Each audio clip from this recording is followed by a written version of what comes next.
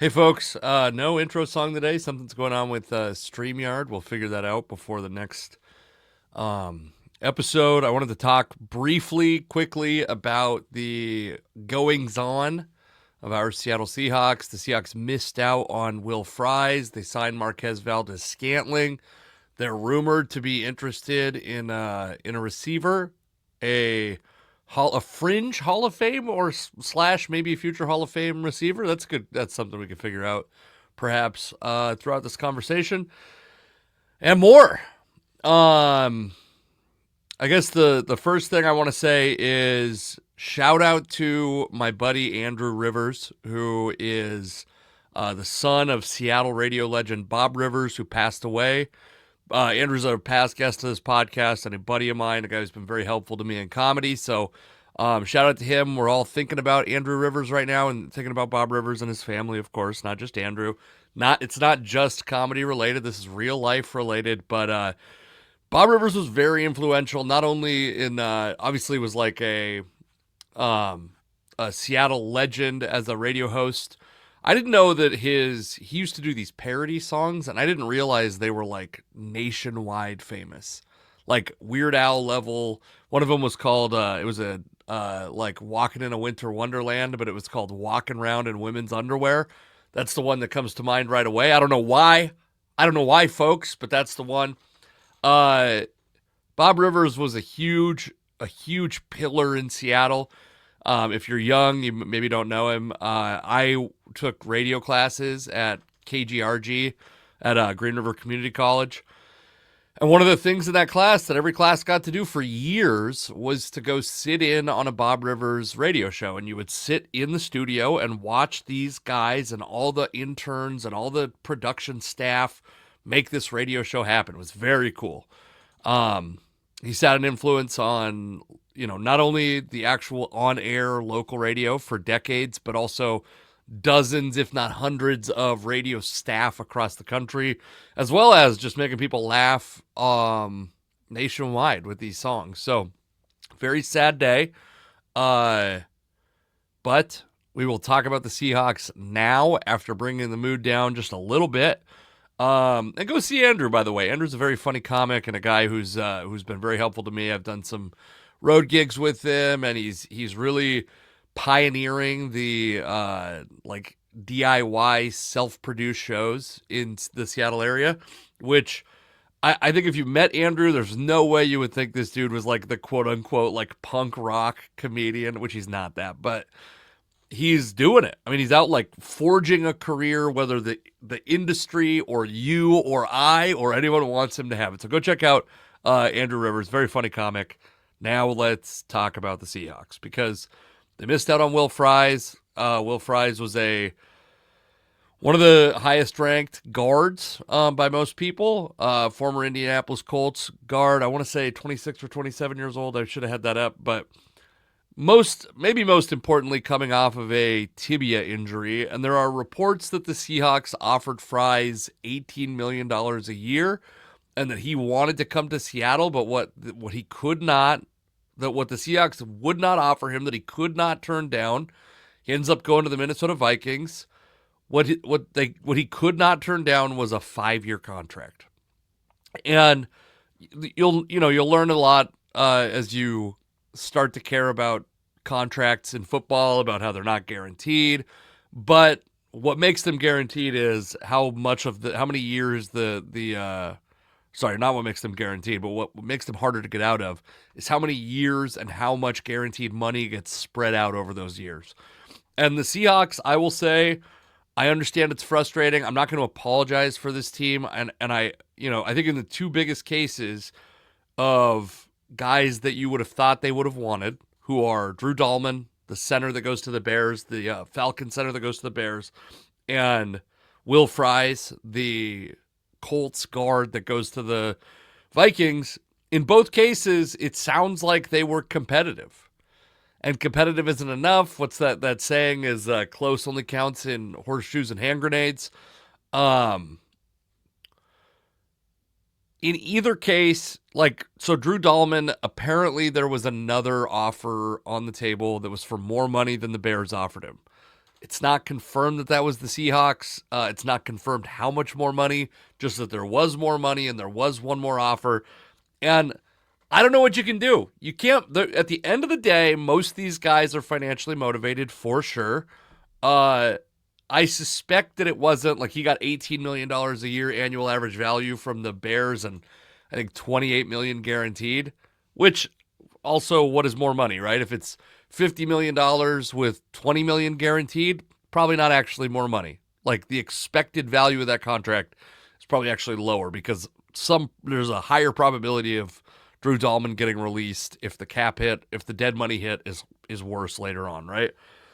But let's operate under the assumption that whoever's reporting this, whoever the source is actually understands NFL contracts, and Dalman actually got offered more money by the Seahawks. And I will point out, and I wish that Seattle pundits, or I wish that sports pundits and even like the Seahawks would be a little bit more aggressive with the information that Washington State has no income tax. So even if it was the same money, the state of Illinois is going to be chopping a little bit off the top for Drew Dalman. Either way, at the end of the day, these guys have free will. And you could have offered, let's say, so he gets 3 years, $42 million from the Bears. Could you have offered him 3 years, $46 million? Would that have done it? Could you have offered him 3 years? It was 3 years, $42 million, right? I think that's right. So $14 million a year. Could you offer him three? I mean, maybe 360 gets you there, but do you value the center position that highly? Also, at some point, some of these guys, and I'm not one of these guys, you offer me 3 years, $60 million versus 3 years, $42 million, I'll go to goddamn Bosnia. I don't care. But some of these guys, it's like once you give them $42 million, what's the difference between $42 and $60 million? I mean, the answer is $18 million, but as far as your lifestyle is concerned, it's probably not a huge difference, especially if you're not living a crazy, elaborate lifestyle as it is. So missing out on Drew Dalman is very frustrating. He signs a 3-year deal, which is the kind of deal the Seahawks would love to sign. It seems like, especially in retrospect, you're like, God damn, I wish they would have gotten him because he was actually interested in the 3-year deal because Will Fries is coming off of a tibia fracture. And I don't think that should be underappreciated. I don't think that should be underestimated, the potential for that to become a catastrophic contract very quickly. And if the Seahawks are on the hook for a 5-year commitment, that could be devastating to their cap space, devastating to their offensive line for years to come. I understand the Seahawks not wanting to give Will Fries a 5-year contract, but it also seems like this is a thing that the Seahawks have historically, they've kind of like marched to the beat of their own drum. They've dictated terms. And also, by the way, like they've done this with players who actually wanted it. DK Metcalf, from my understanding, wanted a 3-year deal. And the fact that he signed a 3-year deal instead of a 5-year deal or longer actually benefited him greatly because he got to go sign a third contract at a relatively young age for a huge salary. So the 3-year thing is not like on its face exclusively bad and stupid and wrong. It does seem like the market is shifting towards larger contracts. So the question becomes then, if you're the Seahawks, they've talked about having to overpay and all that stuff. If you're the Seahawks, do you shift your philosophy to match what the rest of the league is doing? I think there's an argument for that, but I don't know if I would make it. In this case, I think in both cases, this is not just me apologizing for... And then I will say a friend of the podcast, Dan Viens, did some like... would he call it reporting, do you think? He was passing along some rumors. That's reporting, right? With the appropriate qualifications. This is from a source, not something he heard, but like a source that he trusts, that there is some apprehension to hand out enormous signing bonuses from this ownership group right now. And of course, with Paul Allen no longer in the picture because he passed away, obviously, and Jody Allen looking to sell the team eventually, there might be some apprehension that you just can't get past until the team is sold. And I don't know what the answer to that is, because if that's the case, if that's truly the case, the Seahawks are going to lose all the goodwill that the Mariners have given to them by doing this same kind of bullshit, by doing this, pretending to be cash poor when you're not all that cash poor, by frustrating the fan base, by not adding talent to teams that every other indication about the way they're behaving is they think this team could be a contender until it comes time to put cash on the table. Not cap space, cash on the table. And you don't want to be the Mariners if you're the Seahawks. You do not want to fall into that ravine of fan frustration, I don't think. I'll be curious to see. I mean, I think that the Mariners are potentially facing like an exponential drop in support in the next couple of years if they don't make a deep playoff run soon, because of their what feels like a lack of willingness to spend to put the team over the top. All that being said, so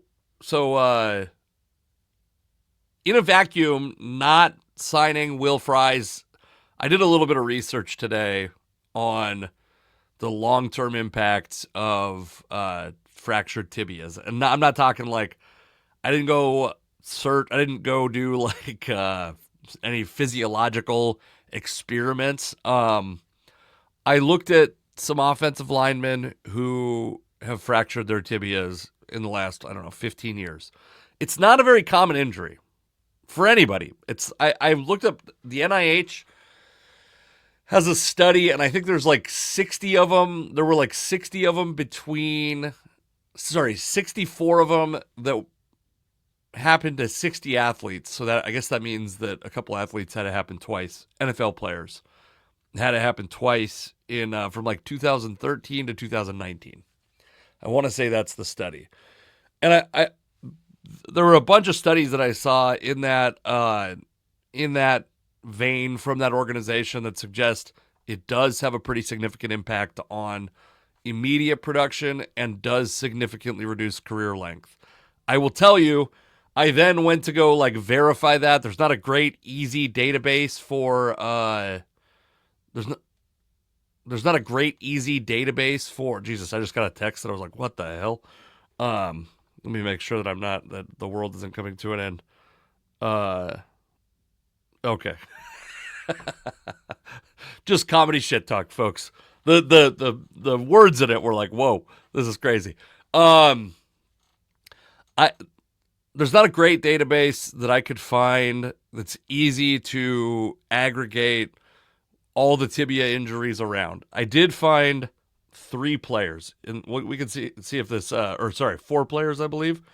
One of them is Fries, so we're not gonna. No, we got 3 players.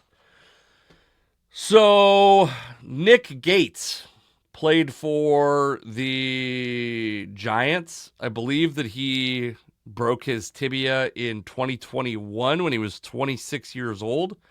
Gates was was he undrafted? But so the previous season, he had started all 16 games at center for the New York Giants, starts 2 games, tears his tibia or breaks his tibia. The next year plays 10 games, starts 8. The next year plays 13 games, starts 10. Last year in Philadelphia, he played 9 games, started 1. This is not necessarily this is not what I would call an optimistic outlook if you're just using Nick Gates. Eric Wood is interesting. He I believe he actually broke his tibia playing against the Seahawks in 2016. Misses the rest of 2016, but is back at the beginning of 2017. Starts all 16 games for Buffalo. And I did go look it up. I believe that he had a pretty solid performance, according to PFF, in 2017. So that's a much more optimistic story. Eric Heitman is a guy that played for the San Francisco 49ers. I believe I think it was 2006, he breaks his tibia and ends up playing 3 more seasons, starts all 48 games, way less scary. And then the other one that came to mind right away is Zach Zinter, who was a Michigan draftee last year. I don't know. I don't have his snap counts, but he played. Oh, wait, no, I do have his snap counts. Let's pull up these snap counts. He started 3 games, played technically in all 17 games. So he was active and played. I guess maybe that means he's active and played 1 snap. I'm trying to interpret the Football Reference, but played only 233 snaps, which is only 20% of offensive snaps, and he played 11% of special team snaps with Cleveland. This is after, by the way, I want to say it was like a second-ish round pick. 3rd round pick, 85th overall to Cleveland. So a guy that, by the way, like the reason I even remember him is because I had some hopes that the Seahawks would draft him. So what I would say, I mean, it shouldn't be underplayed. There is significant risk in investing in a guy that broke his tibia recently. Logically, it would make sense to me that a guy who is over 300 pounds would put more wear and tear on his tibia coming back from the injury than someone who is significantly smaller that plays receiver. And of course, these guys that are receivers, they're cutting, they're putting less frequent but more acute pressure on it, whatever. Again, I'm not a physiologist. All I'm saying is it doesn't seem to me like this is the kind of position where you break your tibia, it heals, you never expect it to have a problem again because you're not even really putting pressure on it. It doesn't seem the case to me for offensive linemen. So I can understand that. I think the Dahlman one's a bigger crusher, to be honest with you, because I think the Seahawks, I actually think that I think Christian Haynes should have some sort of revival this year, and I'll be curious to see what Olu Oluwatimi does this year, especially if he ends up moving out to guard and if he can profile as a guard. But as it looks right now, I don't know who's going to be playing center. I'd like to see Christian Haynes get a chance. I'd like to see the Seahawks sign somebody to play guard also. There's still, as I record this, Mekhi Becton is still out there, and there's some older guys. Tevin Jenkins was the Bears free agent guard that's on the market, and then some older guys that I think are decent fits, but the fan base will just assume are Laken Tomlinson all over again, which I think there's some there are multiple guys. If you just set the bar at better than Laken Tomlinson, I think there's like 4 or 5 guys left on the market. And then there's reason to be hopeful about the guys that are on the roster. Marquez Valdes-Scantling. He's, by the way, can't believe 30 years old. I felt like that guy was going to be 27 years old forever.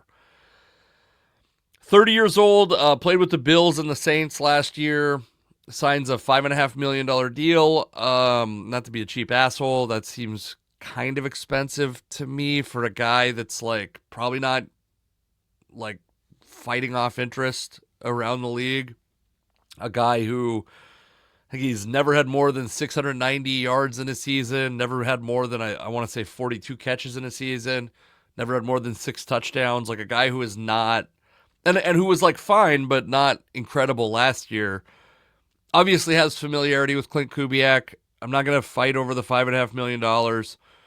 He's 6'4", super athletic, ran a 4.37 when he was coming out of college. Still very fast. Not a guy that's going to jump out of the gym, but a guy that can be a vertical threat, which it's I will say, the one weakness in Jackson Smith-Njigba's game, and we don't really know, we don't have a perfect athletic profile on Jackson Smith-Njigba because he was injured for the combine and did not participate. So we don't know if JSN has a 40-inch vertical or a 30-inch vertical or somewhere in between. We don't know if he would run a 4.5, a 4.4, a 4.3, right? I think that the suggestions are that he would probably be like a high 4.4s, low 4.5s guy and gets by on just being very good at the other stuff, running routes and being physical, and being able to get yards after the catch. I think you want diversity among your receivers. And I don't mean, by the way, we're going to talk about Cooper Kupp and bringing in a nice white slot receiver that that's not what I'm talking. I'm not talking about racial diversity. I'm talking about skill diversity. Um, Actually, the oft-mentioned Dan Viens, I heard him say something that I think is a well-traveled quote, but I heard it from him first, which is you want to build a basketball team, and I think that's a perfect description. You want guys that are slot guys. I mean, Marquez Valdes-Scantling, I want to say is like not gonna be some massive red zone threat, even though he's 6'4", doesn't have the vertical. I don't think has necessarily the physicality. I think you'd like to see that guy probably end up being your tight end in this system. I think that makes a lot of sense to have a tight end that's proficient in the red zone, and I think Jackson Smith-Njigba is going to be proficient in the red zone. I think especially his ability to get yards after the catch will make it so you're not just throwing jump balls and fades to him. That's like kind of what you think about. You think about the Joe Juravicius or, some of the catches DK Metcalf has made over the years. That's not going to be Marquez Valdes-Scantling. Just because he's 6'4", not going to be Marquez Valdes-Scantling. That's not to, I mean, but like I said, he's got a lot of potential to make big plays. I want to say like a super high percentage of his catches are 20 yards plus. And by the way, an underappreciated metric of Sam Howell's game is you think of him as a guy. I'll be honest with you. You say Sam Howell, I imagine like a weak-armed, not Brock Purdy type, but like almost like Trent Dilfer type. Like a guy who doesn't have a rocket arm, a guy who's just you're hoping is going to come out and make the right decisions a lot. That's not what his profile was this year. He threw the ball deep a lot. Part of that is he had Justin Jefferson to throw to. That helps. But he threw the ball deep a lot and was very successful doing it. So I would expect to see that keep going. I would expect to see him still pushing the ball down the field. And that's if you're a Seahawks fan and you hear these like the kind of return of a more West Coasty style offense and these passes that come out fast and this kind of modern version of the West Coast offense that you would expect the Seahawks to run. Although I would say they're not at the leading edge. They're certainly not at the leading edge of what modern offense looks like. I guess like to just reiterate how boring of a selection I thought Clint Kubiak was. Even with that in mind, I think like you want guys that are going to push the ball downfield, and that's I do anyway. I would like to see something that looks like innovative, something that looks like non-conventional in that system, and yeah. Also, the Seahawks. I mean, so that I did the mock draft yesterday. By the way, there's got a nice little argument brewing in the comments there. I did. I'll tell you, folks, I fucked up. I was arguing while I try not to, like, when I'm taking my kids in the morning to school, I try not to get involved in online mischief. And I got into an argument, and I pulled up a stat. I fucked it. I didn't delete the comment. You can go find it. But I quoted from Football Reference, the total amount of All-Pro appearances, first-team All-Pro appearances by draft, because this person started criticizing my draft, and we went back and forth quite a bit on it. This year's draft is weak. And I've said that many times. Don't let people start to fool you into saying this draft is actually strong. It's a weak draft class. That's been said for the last 11 months. Why would on the 12th month is it going to suddenly be better? Part of the reason is always fear the people who are trying to get you to click. Always fear the people who are trying to make money off of you being excited about this thing you have no control over. There are people who need to sell ads on draft coverage. And right now, it might not be as exciting if you thought this draft class would suck. But the Seahawks, if you want to go see the way that I think the Seahawks may deal with the guard position, if they don't sign anyone, I can't remember. I don't think that I assumed they would sign someone, but go check that out. That was yesterday as this comes out. And they just also, by the way, got the compensatory picks got announced officially by the NFL, and what seemed like it was going to be a 4th, 5th, and 6th is a 4th, 5th, and a 5th. 2 5th-round picks for the Seahawks, which is, it's a small come-up. It's not huge, but it's in a class that's deep but not strong. You get another pick in the first 200 or whatever. Is the guy that they pick with those are the guys that they pick with those extra compensatory picks, or with the extra fifth round pick that we didn't think they were going to have 2 days ago? Is that guy going to be a starter or an all pro or a star? Probably not. But are you more likely, even marginally more likely, to get a contributing player in that spot? Absolutely. I want to talk about Cooper Kupp, because Cooper Kupp is going to have, so he's got interest in Seattle. He's already got interest in Seattle. He might make sense. He's from Yakima. He played at Eastern Washington. He's got significant Northwest ties. A guy who I think maybe you could, if you didn't watch him and you just heard about him, you might put him into like the Julian Edelman, Wes Welker category. And we've done a lot of, I think, rehabbing the discourse around receivers, specifically along racial lines in the past, 15 years. Since I think probably the concept got popularized by The League, the TV show The League, of they will use different words for white receivers like gym rat, a great route runner, scrappy, that kind of thing, and then for black dudes they'll call them athletic or whatever the tropes are. Which, by the way, Fort Wayne, Indiana. If you know any Seahawks fans out there, or if you're a Seahawks fan in Indiana, I will be out there for the second time in Fort Wayne, but my third time ever working with the league star Steve Renazzisi, who's famous for some other stuff. You find that out on your own. Super funny comic, though. Whatever you feel about him, however angry you may want to be about some stuff he's done in the past, one of the greatest comics I've ever worked with. But anyway, Cooper Kupp is, I think, this reminds me a lot, and I'll be curious to see what transpires in the next couple years. Jackson Smith-Njigba is going into his third season. Won't be long before the Seahawks have to make a decision on his fifth-year option, which I assume they will pick up. And then we're going to be in extension talks with Jackson Smith-Njigba, and it feels a little bit like, not exactly, but it feels the parallels are too close to not at least acknowledge when Mike Holmgren took over the Seahawks. And if you're not a fan if you haven't been a Seahawks fan since this was 1999, the Seahawks had Joey Galloway on the team, and Galloway was like one of the most physically gifted receivers in the NFL. I would say overall, when we say overall, Joey Galloway had a disappointing career. Is that right? Let's look up Joey Galloway's career numbers here.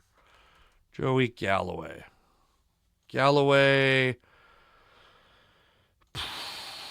700 receptions. So he starts his career in Seattle. So as a rookie, catches 67 balls for 1,039 yards.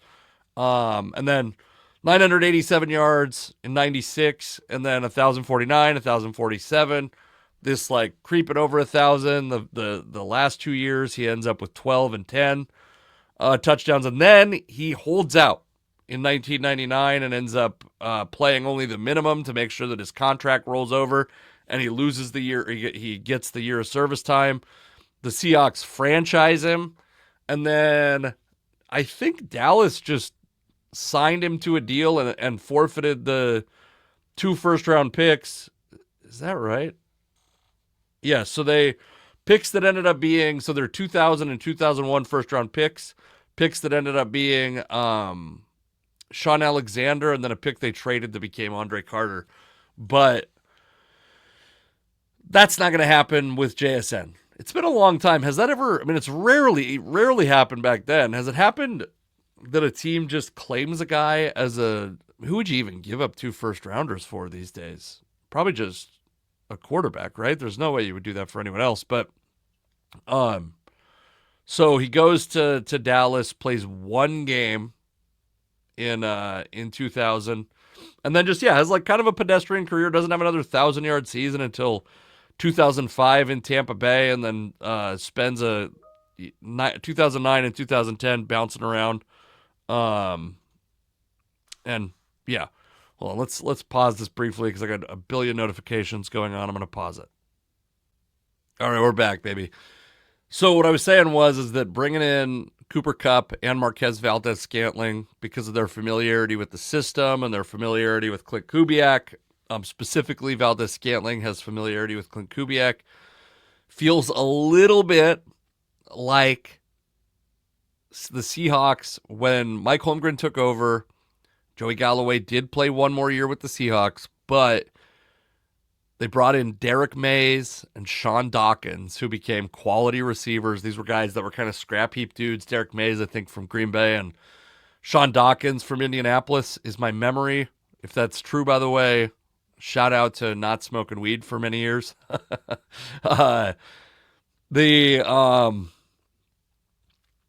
Yeah, it feels a little bit like that, where it's like there's going to be a transition. And by the way, I mean, to just like emphasize the parallels, we're even talking about two Ohio State receivers, Galloway and JSN, who I think I would love it if JSN stuck around. And I think he's going to really thrive as his target volume isn't as under attack from the kind of tumultuous relationship as it seemed publicly between Geno Smith and DK Metcalf.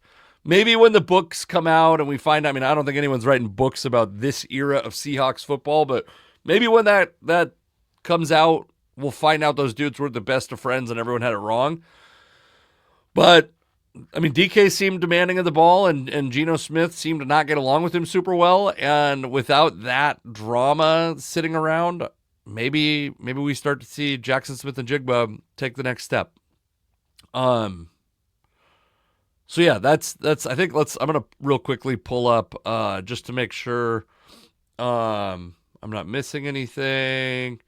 Cooper Kupp. Oh, the there is an ongoing saga. Ooh, I did miss it. The Seahawks have signed Demarcus Lawrence. As I record this is breaking news. You probably already know. Damn, 3 years, $42 million, $18 million guaranteed. Demarcus Lawrence. Interesting. Obviously going to be like an edge, or he's a big, but damn.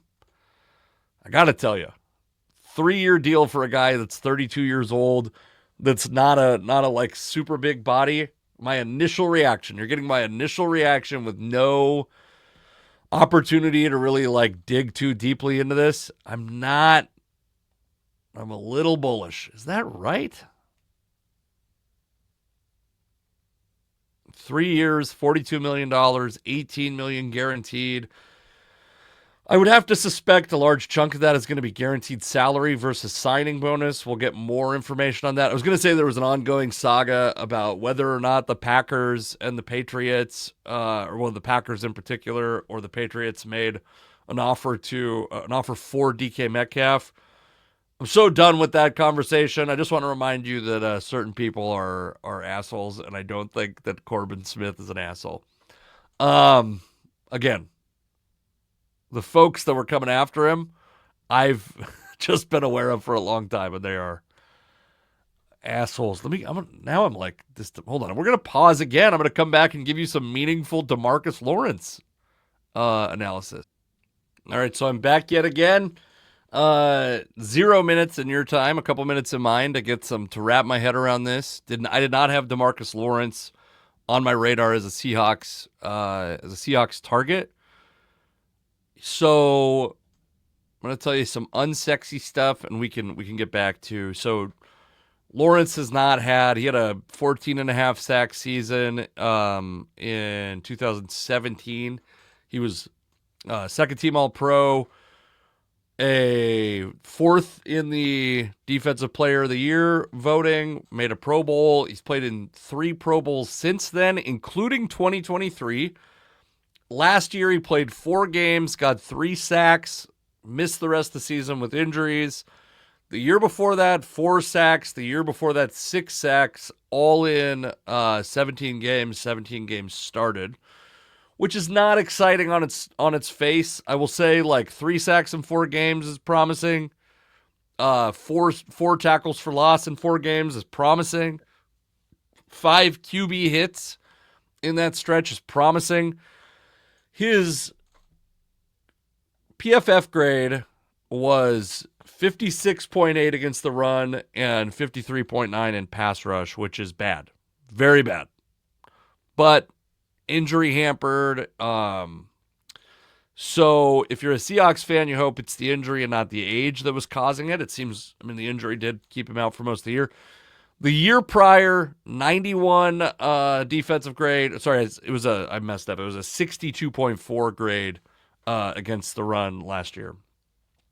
91 overall in 2023, 92.2 grade against the run, 79.3 against the pass as a pass rusher. Promising.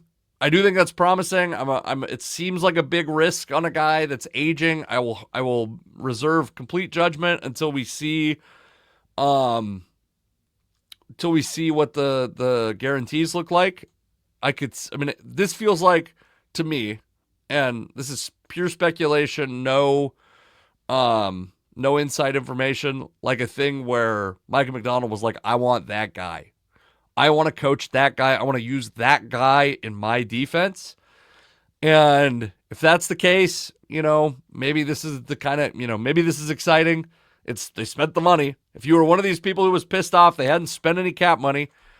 He's not an offensive guard.